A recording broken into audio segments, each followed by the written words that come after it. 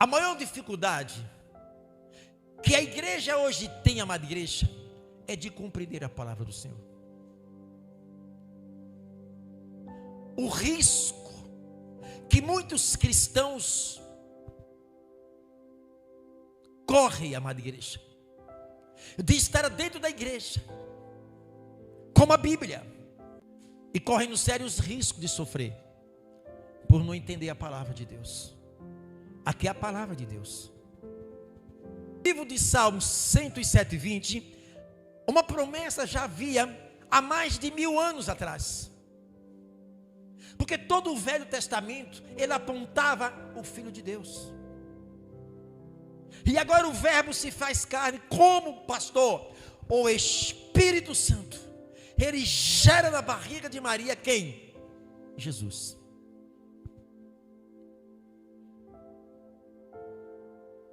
O verbo que é Deus, que é a palavra, que é 100% espiritual, Deus passa a ter agora uma outra forma. Além dele ser espiritual, ele agora é homem. Estão entendendo, igreja? Porque Deus se fez carne para habitar entre nós. O Espírito Santo, ele gera Jesus dentro do ventre de Maria. E quando José deixa Maria, o anjo do Senhor oferece: José, volta. Mas para voltar para onde? Volta para tudo. Quem eu? Volta. Ela conceberá e dará um filho, e porá o nome que? Emanuel. Ele volta. Depois de 9 meses, o Deus homem, o Deus encarnado, nasce. Entenda agora. Eu já falei várias vezes aqui. Na história do Senhor Jesus Cristo, desde que ele nasceu, até aproximadamente 30 anos, Jesus não operou milagres. Jesus não curou. Jesus não libertou. Jesus não salvou. Como pastor, nenhuma Bíblia tem registro que Jesus, antes de ir para o Rio Jordão, se ele curou alguém, libertou ou salvou. Por quê? A Bíblia, desde que Jesus nasceu, só tem 2 registros. 2. Quando ele nasce, com 8 dias, ele foi apresentado ao templo. Primeiro registro. Segundo registro, quando ele tinha 12 anos. O povo de Israel, uma vez por ano, ia a Jerusalém para adoração no templo de Israel. Era uma peregrinação. Milhares de judeus iam para lá. E quando Maria e José vêm da peregrinação, e no meio daquela multidão, Jesus sumiu dentre os pais. Só depois de muito tempo, imagine que Maria disse: José, cadê o nosso filho Jesus? Ué, não está com você não? Não, não está comigo. Imagine os pais agora desesperados, porque eu vejo o garoto, adolescente, sumiu. E sai procurando: você viu meu filho aí, Jesus? E procura para um lado, procura para o outro. Alguém disse: ele está ali numa sinagoga. Ele está pregando para os doutores da lei. Jesus com 12 anos estava pregando para os doutores da lei. E aí a Bíblia silencia a história de Jesus. 30 anos. A Bíblia não tem outra referência a não ser essas 2. Agora, por que, pastor? Porque a Bíblia não tem referência de Jesus curando, libertando. Porque lhe faltava alguma coisa.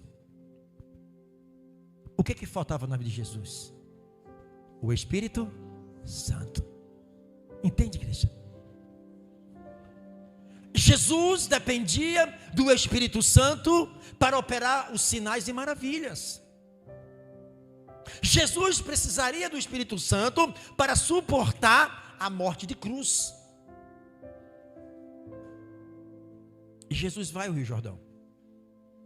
Quem batiza Jesus? João Batista. João Batista. A Bíblia diz, quando Jesus ele desce as águas, o céu se abre, e quem vem sobre Jesus? Quem vem sobre Jesus? Ele tinha o Espírito Santo? Agora passa a ter. Vocês entendem agora por que Jesus, a Bíblia não tem resiste, Jesus curando, libertando, salvando? Porque lhe faltava o quê? O Espírito Santo. O ministério de Jesus foi 3 anos. 3 anos. Quando o Espírito Santo desce sobre Jesus, o Espírito Santo, ele impele, ele envia Jesus ao deserto, para lá ser tentado pelo diabo. A partir daí a vida de Jesus é uma vida de sinais. Aonde Jesus ia, o milagre acontecia. Como pode um homem que não tinha uma boa estética, um homem de uma aparência comum, mas aonde ele ia, multidões iam atrás dele? Jesus era como um imã. Ele atraía endemoniados, ele atraía os cegos, ele atraía os doentes, os leprosos, os cancerosos. Jesus atraía como a luz atrai os mosquitos. O que ele tinha de especial? O Espírito Santo. Mas o que identificava o Espírito Santo e Jesus? Os sinais. Porque se não houvesse sinais, como é que você ia saber que tem o Espírito Santo? Os sinais apontam o Espírito Santo, identifica o Espírito Santo. Aí ele vem e ele cumpre a sua missão. Qual foi a missão de Jesus? Morrer na cruz, por mim e por vocês. Ele não merecia, igreja. Jesus precisaria do Espírito Santo para aguentar mais de 40 chicotadas, o seu corpo deslacerado por aqueles chicotes. Jesus precisaria do Espírito Santo para receber aquela coroa de espinho, onde bate na sua cabeça, fura o couro cabeludo, sangue espirra por tudo que é lugar, dores latejantes. Mas Jesus suportou por nós.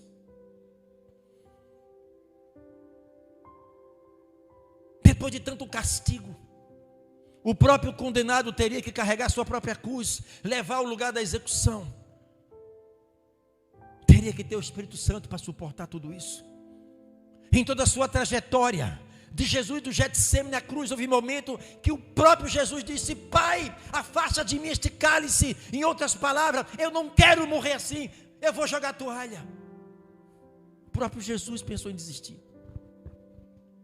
Mas ele acorda, ele diz: não, eu não vim fazer a minha vontade, eu vim fazer a vontade daquele que me enviou. Quantas das vezes nós queremos fazer a nossa vontade?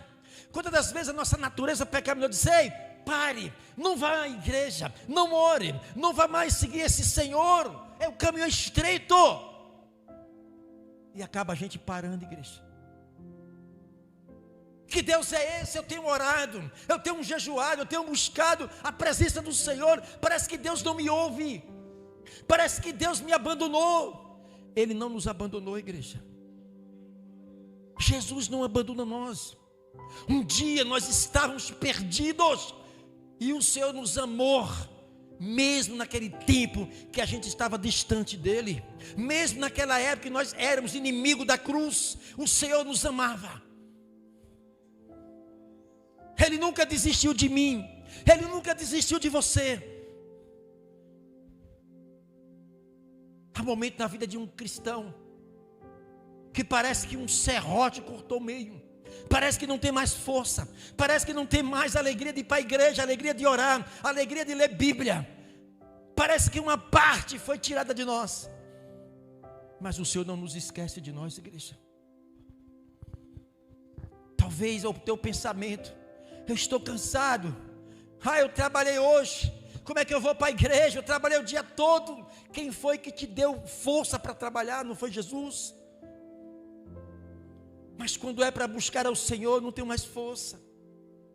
Eu não vou para a igreja porque eu estou doente. era o dia melhor de você ir para a igreja, é o dia que você está doente. É o dia que o seu corpo diz: não, eu só estou na cama. O corpo pede cama, eu estou doente. É esse dia.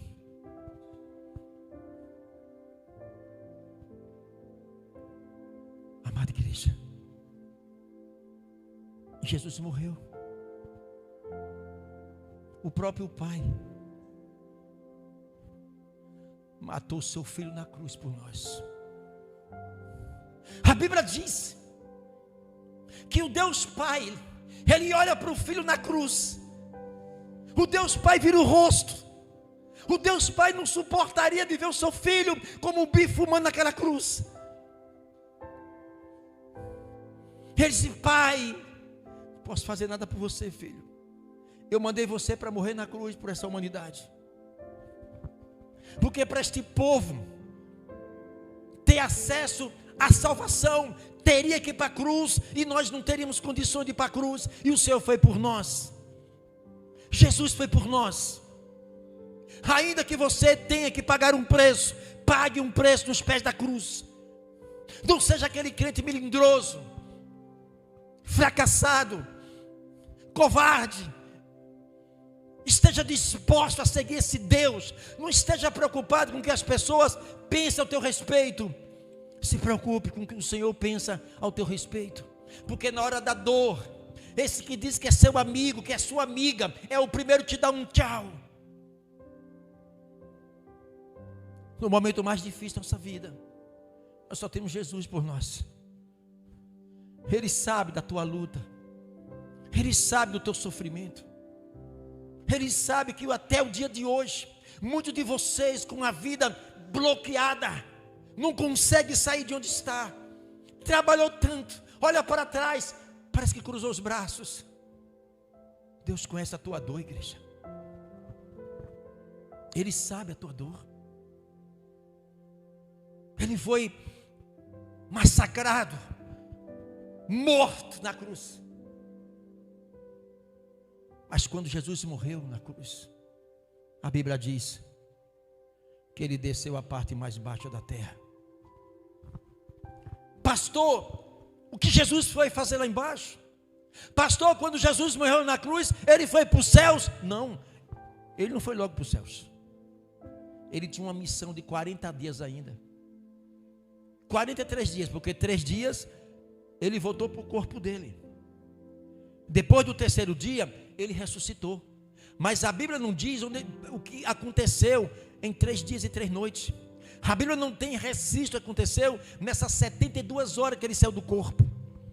Mas a Bíblia diz que ele foi à parte mais baixa da terra.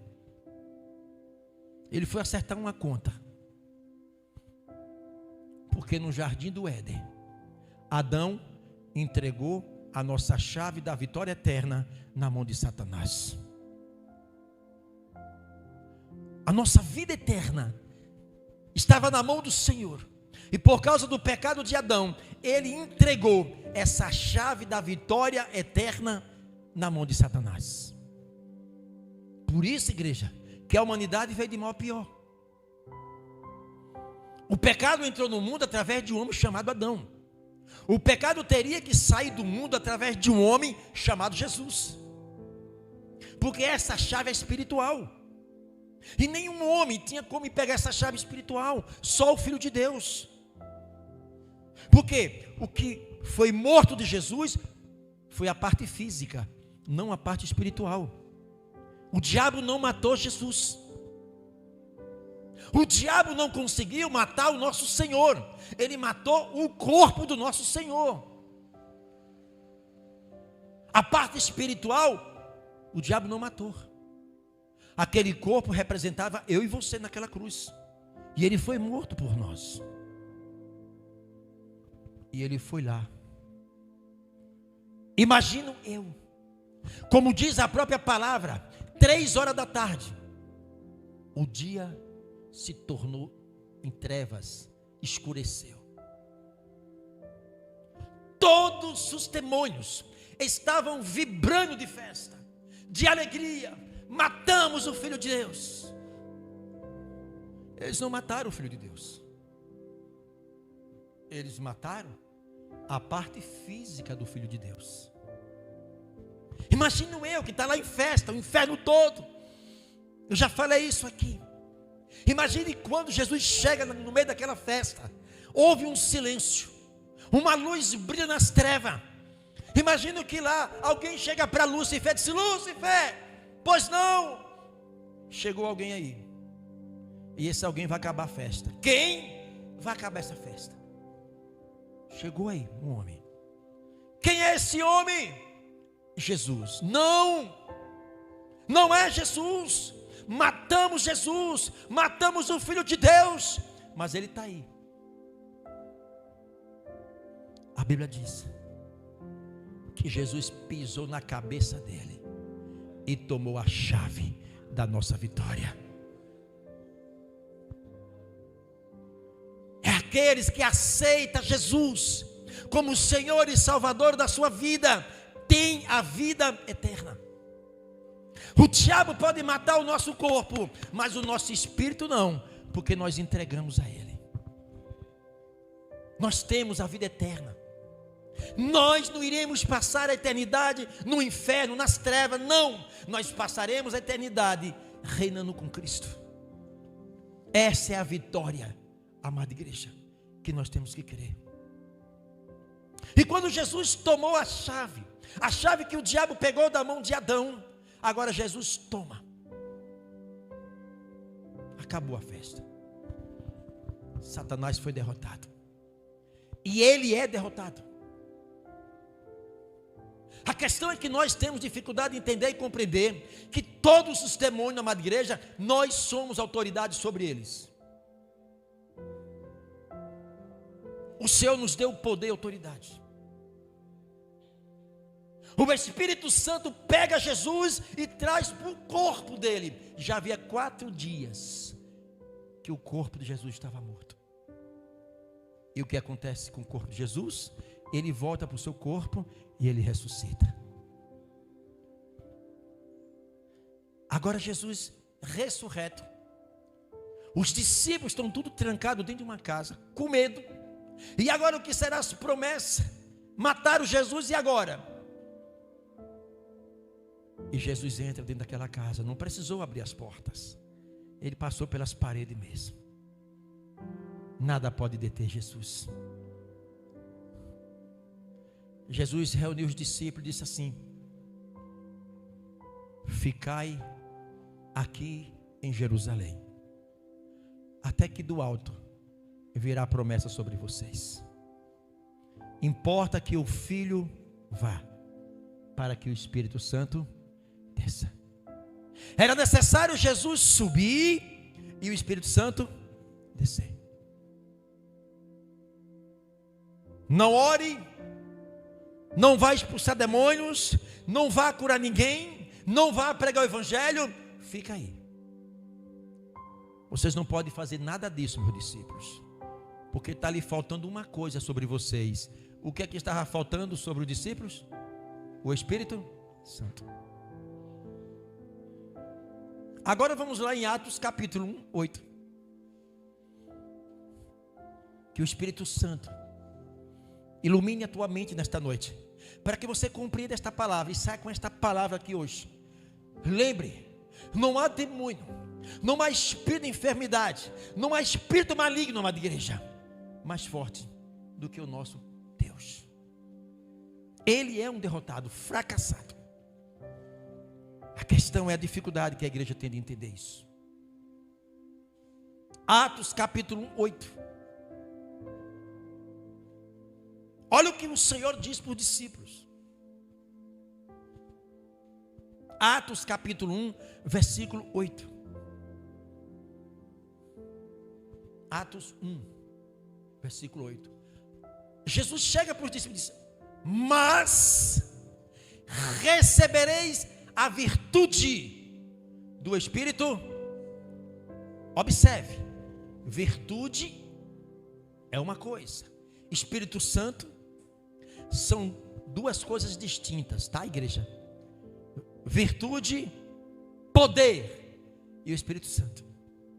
O que é que vai indicar a presença do Espírito Santo? o poder, a transformação, os milagres. Mas receberei virtude do Espírito Santo, que há de vir sobre vós. Ser-me-eis testemunhas, tanto em Jerusalém, em toda a Judéia, em Samaria e os confins da terra. Quando eu for aos céus, eu vou enviar o Espírito Santo que estava comigo. Eu vou deixar com vocês. Eu vou subir. Eu vou voltar de onde eu vim. Mas eu vou deixar com vocês o Espírito Santo. E vocês serão minhas testemunhas. Em Jerusalém, em Judá, em Samaria, em todos os confins da terra. Aonde vocês forem, serão minhas testemunhas. Mas aguarde a promessa. A Bíblia diz, igreja, que quando Jesus sobe aos céus, Ele envia sobre os discípulos o Espírito Santo. A vida dos discípulos não é a mesma nunca mais.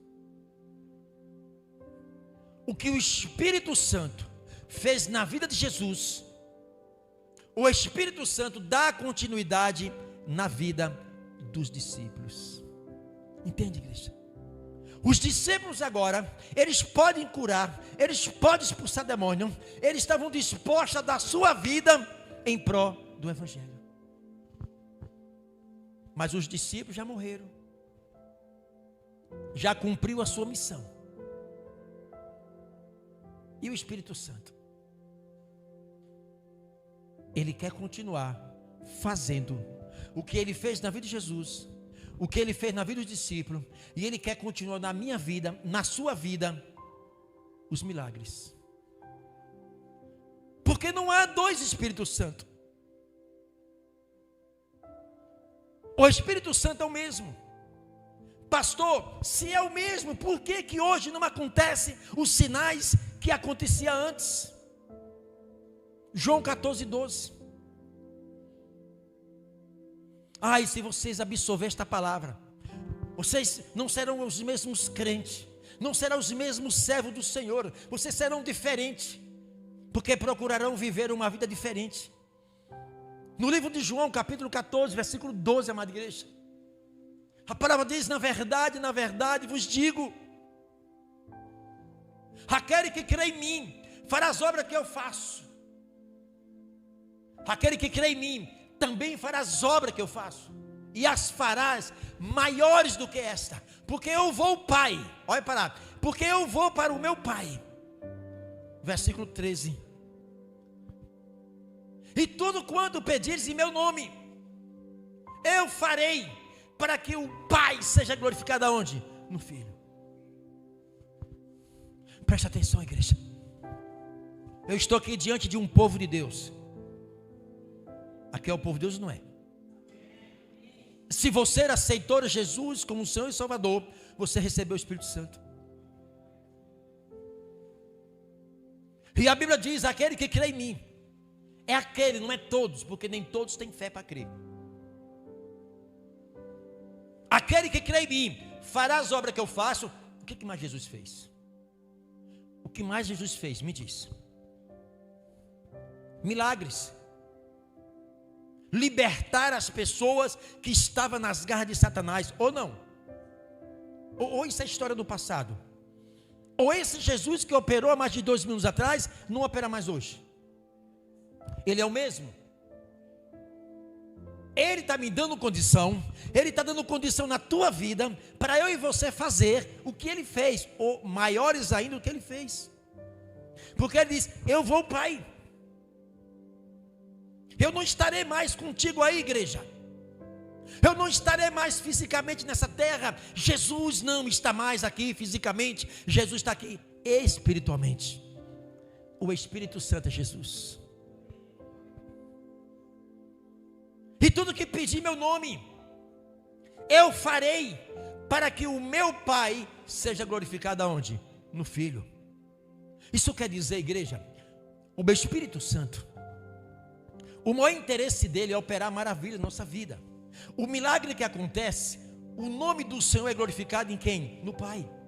Então imagina o Espírito Santo estar em busca de homens, de mulheres, de pessoas tementes, de pessoas que se movimentem para que o Espírito Santo também se movimente. E na hora que você é usado pelo Espírito Santo, uma pessoa é curada, Jesus é glorificado nesta cura. Jesus é glorificado nesta libertação. Jesus é glorificado, amada igreja, quando uma alma, um pecador se converte. Mas por que nos dias de hoje não se vê os milagres que se via ontem? Se Jesus é o mesmo, se o Espírito Santo é o mesmo. 1 Coríntios capítulo 4, versículo 20, a Bíblia diz que o reino de Deus não consiste só em palavra, mas em poder. De palavra, a igreja está cheia. Falar de Jesus, todo mundo fala. Pregar o Evangelho, todo mundo prega. Onde é que está o poder daquilo que se prega? Há quanto tempo não se vê mais milagres? Aqui nós temos visto os milagres do Senhor. Aqui nós temos visto os sinais do Senhor libertando pessoas endemoniadas, curando pessoas. E por mais que nós venhamos trabalhar para Jesus, nós não estamos fazendo nada. No dia que você descobrir o poder do Espírito Santo dentro de você, a sua vida vai mudar. Você não vai ficar o tempo todo, minha vida não presta, eu não tenho mais jeito. Ei, não, você pode em nome de Jesus Cristo. O reino de Deus não consiste só em palavra, mas em poder. Jesus nos deu autoridade. Abre Mateus capítulo 10. Mateus capítulo 10. Jesus chama os discípulos. E Jesus outorga, Jesus dá aos discípulos poder sobre eles. Igreja, a Bíblia diz: e chamando os seus 12 discípulos, disse-lhe, deu-lhe poder sobre o quê? Jesus deu poder aos discípulos sobre os espíritos imundos. O Senhor nos deu poder sobre os demônios, porque nós somos servos e discípulos do Senhor. O Senhor nos deu poder. Os demônios não querem que você entenda essa palavra. Ele quer que você tenha medo dele, que você se alinhe a ele. Porque na hora que o diabo percebe que você percebe ele treme na base. Ele não quer que você perceba ele. Porque quando você percebe ele, você vai orar. Você vai declarar a palavra de vitória. E quando ele percebe que você percebeu, ele treme na base. Deixa eu cair fora, esse crente agora me enxergou aqui. Agora vai orar. Agora vem fogo. Agora vem os anjos, deixa eu cair fora. E é assim que você vai vencer em nome de Jesus Cristo. Jesus deu poder sobre os discípulos, para os discípulos sobre os espíritos imundos, para os expulsarem e para curar toda enfermidade. O Senhor nos deu autoridade para expulsar demônios e curar os doentes.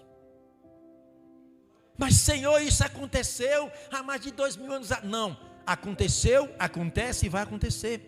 Porque Hebreus 13:8 diz que Jesus Cristo é o mesmo ontem, hoje e eternamente.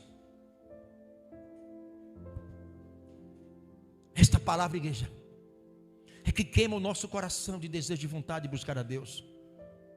Por que agora eu tenho que ser escravizado pelo pecado?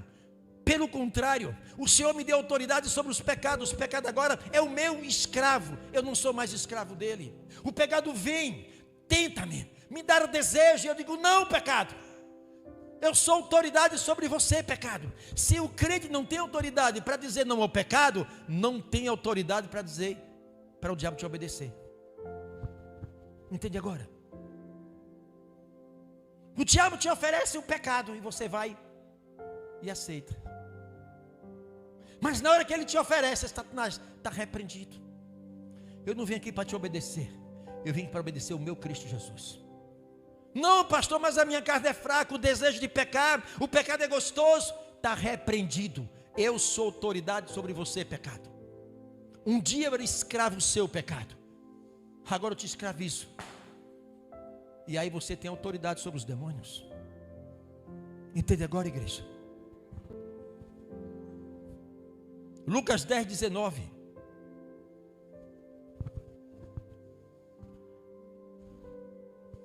Esse sofrimento, ele vai sair da tua vida quando você assumir sua posição diante de Deus. Caso contrário, não adianta estar chorando pelos cantos. Não adianta estar murmurando diante do Senhor. Oh Deus, o Senhor tem visto meu sofrimento, eu não aguento. Não, não é isso. Assuma a sua fé. Ele te deu autoridade em nome de Jesus Cristo. Igreja, isso aqui é para mim, é para você, igreja. Esta palavra aqui não é mais por discípulo, não, igreja. Esta palavra não é mais para os profetas, não, igreja. É para mim, igreja, é para você, igreja. O Senhor não faz acepção de pessoas, não, igreja. Isso aqui é para mim, é para você. É para a gente engolir, viver isso aqui. Olha o que o Senhor diz em Lucas 10, 19. Eis que vos dou poder. Para o quê? Pisar serpentes e o quê? Serpentes, escorpiões. Se refere aos demônios, as entidades malignas. O Senhor me deu e te deu autoridade. Ele não quer que você compreenda isso. Ele me deu poder e autoridade para pisar serpente e escorpiões. E toda a força do inimigo. O diabo não tem força contra mim, não tem contra você, igreja. Ele não pode ter força contra você. E eles não podem causar dano em nós. Não adianta, Satanás, você está proibido causar dano em mim, porque eu estou na palavra. Eu tenho autoridade sobre vocês. Eu não tenho medo de vocês. Podem fazer trabalho de macumba, de bruxaria. Pode pegar meu nome, botar na boca de um sapo. Problema de quem faz, tempo perdido. Eu estou na palavra de Deus. É melhor a gente confiar na palavra do que na mentira do diabo. Ei, pastor, fulano diz que vai fazer uma macumba para mim, e agora? Faça 1000. Isso é uma mentira do diabo. Ele é o pai da mentira. João 10, 10. Eu estou na palavra. Eu estou em Isaías 54, 17. Toda arma frustrada contra mim não prosperarás. Acabou. Entende, igreja?